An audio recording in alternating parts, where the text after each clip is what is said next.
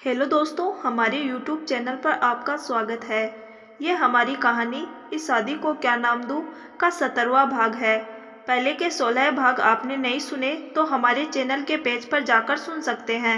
विजय का नाम सुनते ही रचना के होठों पर बड़ी सी मुस्कुराहट आ जाती है। वो उन दोनों लड़कों को गुस्से में देखकर बोलती है, अब तुम दोनों को कोई नहीं बचा सकता। वो दोनों लड़के तो अभी भी हैरान थे कि ये सब हो क्या रहा है। रचना फिर सामने लगे बहुत ही महंगे काले कलर की कार के अंदर जाकर बैठ जाती है।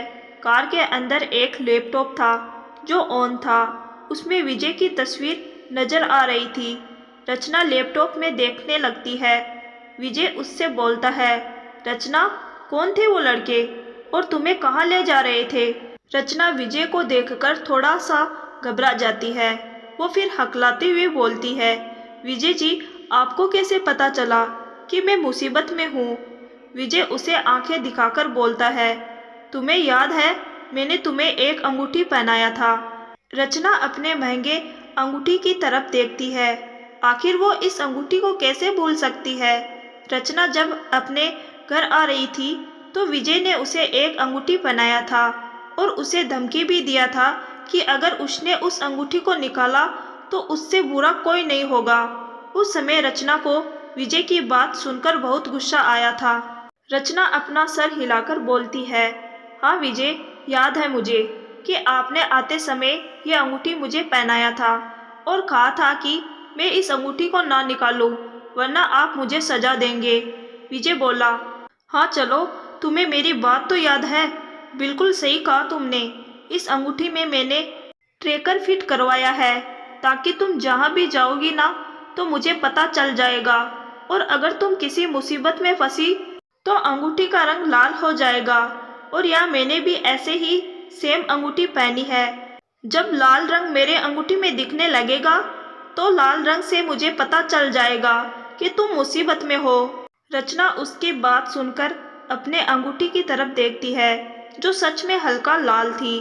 विजय उससे बोलता है, अब तुम मुसीबत में नहीं हो, इसीलिए ये अंगूठी भी पहले की तरह नॉर्मल हो जाएगा। अब तुम मुझे बताओ, कौन थे वो लड़के और तुम्हें कहाँ ले जा रहे थे और तुम इतनी रात को बाहर क्या कर रही हो, वो भी अकेले? रचना उसकी बात सुनकर घबराते हुए बोलती है, विजय, मैं अकेले नहीं आई थी, मैं अपनी भाभी के साथ आई थी शॉपिंग करने, पर ये लोग जबरदस्ती मुझे अपने साथ ले जाने लगे। वो तो अच्छा हुआ कि आपके बॉडीगार्ड सही समय पर आ गए। Thank you Vijay ji. पहले आपने जब मुझे ये अंगूठी पहनाई थी ना तो मुझे बहुत गुस्सा आया था, पर अब बिल्कुल भी गुस्सा नहीं आ रहा है, बल्कि खुशी हो रही है। अच्छा हुआ मैंने अंगूठी पहनकर रखी थी और मैं आपसे वादा करती हूँ कि मैं कभी भी इस अंगूठी को अपनी अंगुली से नहीं निकालूंगी। विजय उसकी बात सुनकर उससे बोलता है, वो तो ठीक है, पर ये बताओ, तुमने अपने परिवार वालों को हमारी शादी के बारे में बताया या नहीं? रचना उसकी बात सुनकर अपनी नज़र झुका लेती है। विजय उसे ही देख रहा था। वो उससे बोलता है, अच्छा, मतलब तुमने अभी तक नहीं बताया। ठीक है, मैं आ रहा हूँ परसों तुम्हारे पास। रचना उसकी ये बात सुनकर हैरानी से बोलती है, क्या? पर अभी मुझे 2 दिन तो हुआ है। मैं 1 हफ्ते तक यहाँ रुकना चाहती हूँ विजय जी। विजय बोला, मैंने कहा मैं आ रहा हूँ तुम्हारे पास, ये नहीं बोला कि मैं तुम्हें लेने आ रहा हूँ। मैं वहाँ आऊँगा और तुम्हारे परिवार को खुद बताऊँगा कि तुम मेरी पत्नी हो और तुम्हारे साथ वहाँ 1 हफ्ते रुकूँगा भी। मैं भी तो अपने ससुराल वालों से मिलना चाहता हूँ। रचना उसकी बात सुनकर चौंकते हुए बोलती है, क्या आप यहाँ रहने आ रहे हैं? विजय बोला, हाँ, क्यों, कोई प्रॉब्लम है क्या? रचना बोली, नहीं, मुझे कोई प्रॉब्लम नहीं है। प्रॉब्लम आपको हो सकता है क्योंकि आपको अपने बड़े से मेंशन में फुल एसी में रहने की आदत है, पर मेरे घर में आपको ना वो गद्देदार बेड मिलेगा, ना ही एसी मिलेगी और ना ही वो सारी सुख सुविधाएं जो आपको अपने मेंशन में मिलता है। सोच लीजिए, मुझे नहीं लगता कि आप यहाँ 1 हफ्ते रुक भी पाएंगे। विजय उसकी बात सुनकर उससे बोलता है, ऐसी कोई बात नहीं है, मैं रह लूँगा और वैसे भी मुझे वहाँ तुम्हारे साथ रहना है। तुम वहाँ रहोगी ना मेरे करीब, तो मुझे और कुछ नहीं चाहिए। बस तुम्हारे साथ रहने से जो सुकून मिलता है ना, वो सारे सुख सुविधाएं मिलने के बाद भी नहीं मिलता है। तुम नहीं जानती कि यहाँ मैं तुम्हें कितना मिस कर रहा हूँ। अब तुम्हारे बिना रहने की आदत नहीं है। पता नहीं इन कुछ दिनों में तुमने क्या जादू कर दिया मुझ पर। मैंने सोच लिया है, अब जहाँ भी जाऊँगा तो तुम्हें अपने साथ लेकर जाऊँगा। रचना विजय की ये बात सुनकर खो सी गई थी। वो मुस्कुराते हुए उसे ही देख रही थी। वही विजय के होठों पर भी हल्की मुस्कुराहट थी। रचना को भी धीरे धीरे अब विजय पसंद आने लगा था। विजय का नाम सुनकर उसके दिल की धड़कन भी अब धड़कने लगी थी।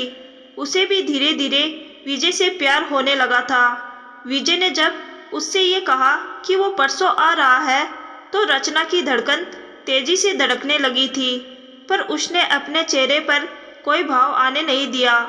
अब वो भी विजय से मिलना चाहती थी। विजय फिर एक मैसेज करता है। उसके मैसेज करने के बाद कार का ड्राइवर कार के अंदर आ जाता है और कार स्टार्ट करके और रचना के घर की तरफ बढ़ा देता है। विजय अभी भी रचना को ही देख रहा था और रचना भी खोई हुई थी। उसके चेहरे को निहारे जा रही थी। दोनों एक दूसरे की आंखों में देखे जा रहे थे और दोनों के चेहरों पर हल्की मुस्कुराहट थी। कार थोड़ी देर के बाद रचना के घर के सामने आकर रुकती है। ड्राइवर घबराते हुए बोलता है, मैडम वो आपका घर आ गया। रचना बाहर अपने घर की तरफ देखती है और फिर विजय की तरफ देखकर बोलती है, मैं जाऊं? विजय बोला, मन तो नहीं कर रहा तुम्हें जाने देने का। मन कर रहा है कि बस तुम्हें यूं ही सारी रात देखता रहूं। पर ठीक है, 2 दिन के बाद तो मैं आ ही रहा हूँ। उसके बाद तुम्हें खुद से अलग नहीं करूँगा। जाओ, अभी तुम जाकर आराम करो। रचना अपना सर हिलाकर कार से उतरकर घर के अंदर चली जाती है। तभी उसकी नज़र सामने सोफे पर बैठी देवकी जी पर जाती है। देवकी अपना सर पकड़कर बैठी हुई थी और उनकी आंखों से आंसू गिर रहे थे। रचना उन्हें रोता हुआ देखकर घबराते हुए उनके पास जाती है और उनके करीब बैठकर उनका हाथ अपने हाथ में लेकर बोलती है, माँ, क्या हुआ आपको? आप रो क्यों रही है? देवकी जी रचना को अचानक अपने सामने देखकर हैरान हो जाती है। वो जल्दी से उसे अपने गले से लगाते हुए बोलती है, तू ठीक है ना? तुझे कुछ हुआ तो नहीं ना? रचना बोली, नहीं माँ, मुझे क्या होगा, मैं बिल्कुल ठीक हूँ। देखो, आपके सामने तो बैठी हूँ। देवकी जी अपने आंसू पोंछते हुए बोलती है, पर नीलम का कॉल आया था। उसने बताया कि कुछ लोग तुम्हें जबरदस्ती उठाकर ले गए हैं। वो लोग रोनित के आदमी थे। तेरी ये खबर सुनकर निशांत भी तुझे खोजने के लिए निकला है। कितनी देर हो गई, पर वो दोनों अभी तक घर नहीं आए। मुझे बहुत घबराहट हो रही थी कि रोनित तेरे साथ कुछ कर ना दे। रचना देवकी जी की बात सुनकर तुरंत निशांत को कॉल लगाती है, पर निशांत का कॉल लग नहीं रहा था। रचना फिर नीलम को कॉल लगाती है, पर नीलम का कॉल भी आउट ऑफ कवरेज बता रहा था। रचना घबराते हुए बोलती है, कहीं भाई रोनित के घर ना चले जाए। उन्हें तो पता भी नहीं है कि मैं घर पर पहुंच चुकी हूं। वहीं दूसरी तरफ निशांत और नीलम रोनित के घर के बाहर खड़े थे। गेट पर खड़ा सिक्योरिटी गार्ड उन्हें अंदर जाने नहीं दे रहा था। निशांत लगातार चिल्ला रहा था। उसके चिल्लाने की आवाज़ सुनकर रोनित अपने गार्ड के साथ बाहर आता है। निशांत उसके पास आकर उसका कॉलर पकड़ लेता है। ये देखकर 2 गार्ड उसे रोनित से अलग करते हैं।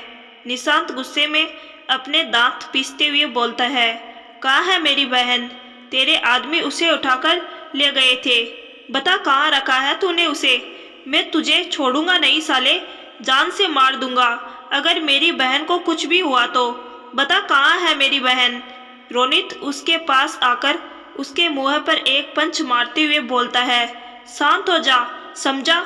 मुझे नहीं पता तेरी बहन कहाँ है। वो मेरे पास नहीं है। निशांत उसकी बात सुनकर उसके पेट पर एक लात मारता है, जिससे रोनित कुछ कदम पीछे हट जाता है और अपने दांत पीसते हुए बोलता है, तेरी इतनी हिम्मत कि तूने मुझे मारा? तुझे तो मैं। वो अभी अपनी बात पूरी भी नहीं किया था, तभी नीलम उसे गुस्से में अंगुली दिखाकर बोलती है, खबरदार, जो मेरे पति को छुआ भी तो तेरी मैं जान निकाल लूंगी। बता कहाँ है रचना? तेरे आदमी मेरी आंखों के सामने ही उसे जबरदस्ती अपने साथ ले गए थे। रोनित नीलम को देखकर हंसते हुए बोलता है। क्या बात है भाभी जी, आप अपने पति की रक्षक बन रही है, पर मैं भी देखता हूँ कि आप इसे कब तक बचाती है। चलिए ठीक है, आपकी बात मैं मान लेता हूँ। मैं नहीं मारूंगा आपके पति को, क्योंकि अब आपके पति को पुलिस मारेगी। ये बोलकर वो पुलिस को कॉल कर देता है।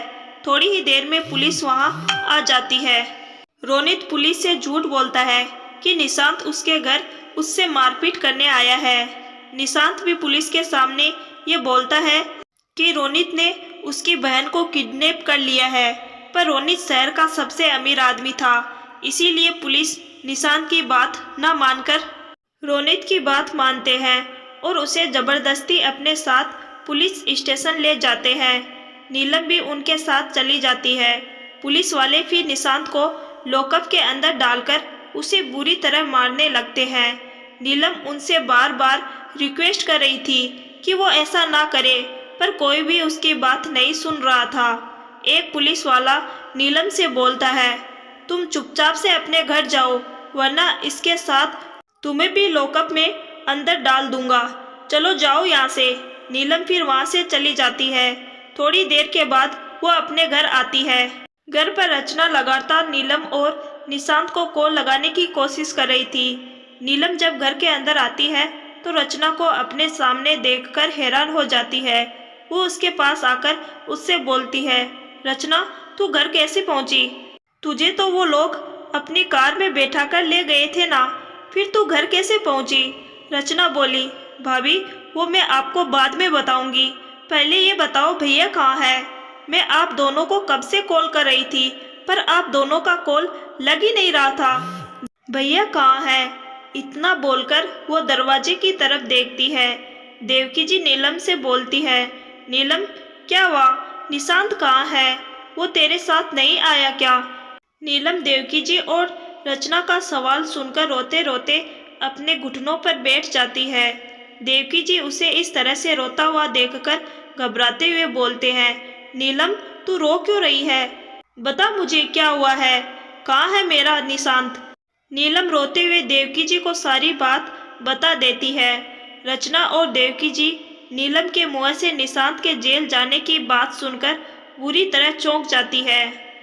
आज का पार्ट कैसा लगा कमेंट करके बताइएगा, और अगर आपको मेरी ये कहानी पसंद आ रही है तो कहानी को लाइक करके मुझे प्रोत्साहन देते रहे।